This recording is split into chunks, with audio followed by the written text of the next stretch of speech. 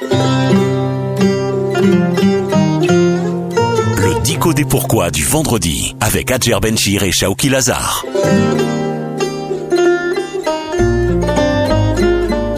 Bonjour à toutes et à tous. C'est avec grand plaisir que nous accueillons Dr Shawki Lazar, professeur d'études islamiques à l'Université du Qatar, ici au studio, pour nous répondre à un nouveau pourquoi. Dr Shawki Lazar, bonjour. Bonjour Hajar. Le pourquoi du jour, pourquoi devons-nous suivre la sunna du prophète?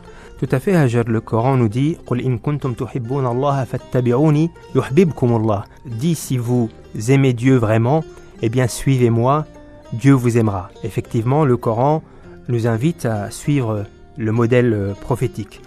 Et la raison est que une des missions principales du prophète, une des raisons principales pour lesquelles le prophète fut envoyé, c'est de mettre en évidence le Coran.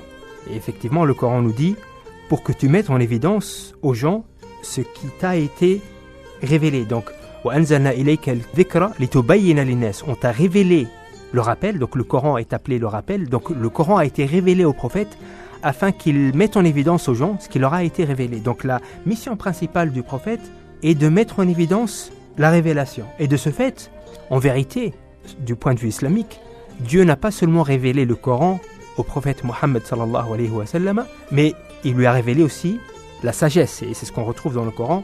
وَأَنزَلَ اللَّهُ عَلَيْكَ الْكِتَابَ وَالْحِكْمَةَ. Dieu t'a révélé le livre, donc le Coran, et la sagesse. Donc, la sagesse qui est la sunna, qui est la sagesse prophétique dans la mise en évidence du Coran.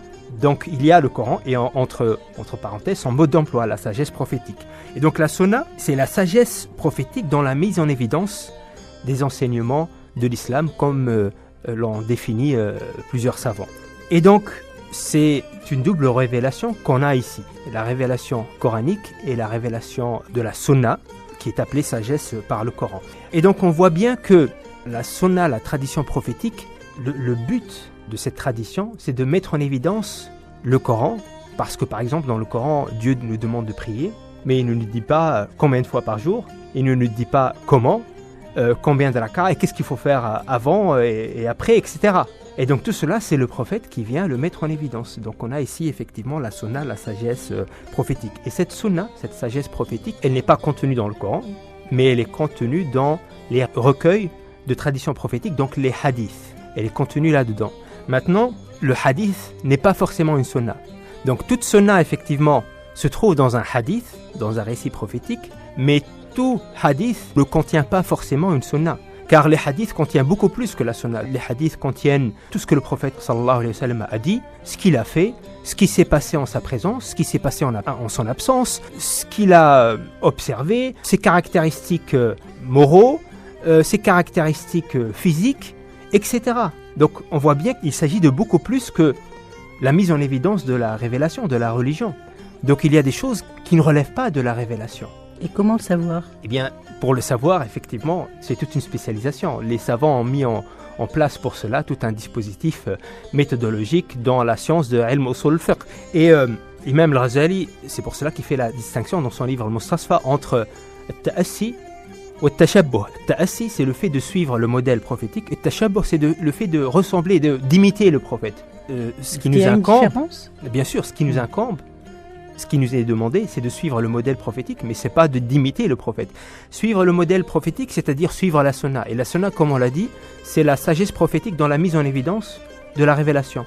Mais il y a des choses que le prophète a dites ou a faites qui n'ont rien à voir avec la révélation, qui n'ont rien à voir avec la religion. Donc, c'est-à-dire que le prophète les a faites, non pas pour mettre en évidence l'islam, mais parce qu'il vivait dans une certaine culture, dans un certain contexte, dans une certaine histoire, parce qu'il était humain, etc. Donc qui n'ont rien à voir avec la mise en évidence de la religion. Le prophète, on ne peut pas appliquer de nos jours dans notre société moderne. C'est même avant, il ne s'agit pas de suivre le prophète dans cela. Par exemple, la manière avec laquelle le prophète se déplaçait, ses moyens de transport, c'est la manière dont il marchait, les habitations dans lesquelles il vivait, la manière de construire, la manière de se vêtir. Tout cela dépendait ou bien du contexte ou de la réalité du climat dans lequel il vivait, ou bien de la culture. Il y a des choses purement culturelles.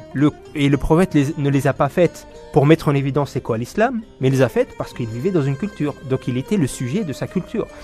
Et la sunna dans cela, c'est d'être fidèle à sa culture, c'est d'être fidèle à sa nature aussi. Il y a des choses que le prophète a faites parce que c'était dans sa nature. Il y a des choses qu'il trouvait répugnantes et il s'en est abstenu, non pas parce que...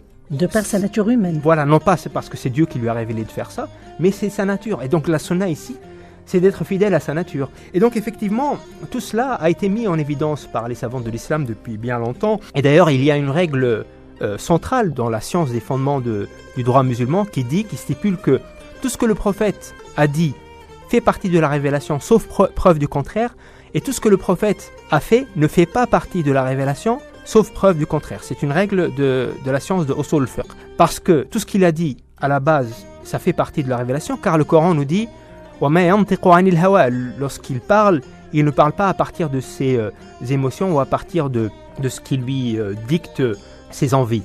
Mais quand il s'agit de l'action, eh bien le prophète, sallallahu alayhi wa sallam, c'est un être humain.